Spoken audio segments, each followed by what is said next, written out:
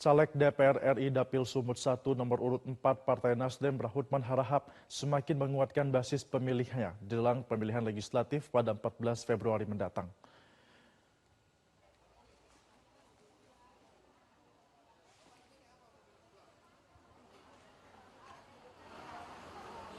Kali ini Rahutman berkunjung ke Kecamatan Medan Helvetia, Kota Medan. Ia mendapatkan deklarasi dukungan dari kelompok ibu-ibu perwiritan Semedan Helvetia. Mereka menyatakan Rahutman sebagai sosok pemimpin penyambung lidah rakyat Sumatera Utara yang tercermin dari kepemimpinan selama menjadi wali kota Medan. Berbagai penghargaan juga diterima Kota Medan.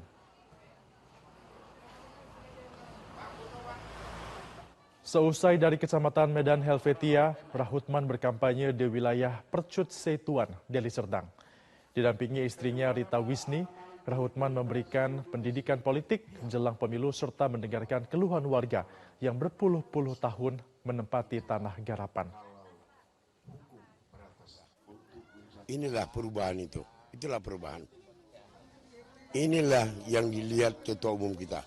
Masyarakat itu dia ingin melihat masyarakat itu ada merasakan keadilan dan kesetaraan. Salah satu yang sampaikan Pak Panjaitan tadi, 20 tahun mereka tinggal di situ. Akhir-akhir ini mereka diutak-atik, diganggu lah yang inilah segala macam. Ini tidak boleh terjadi. Tidak boleh terjadi. Kalau Nasdem sebagai partai perubahan restorasi bisa menjadi pemenang dalam arti kata diberi kepercayaan amanah oleh masyarakat, kita akan lakukan yang terbaik untuk masyarakat. Ya. Jelajahi cara baru mendapatkan informasi. Download Metro TV Extend sekarang.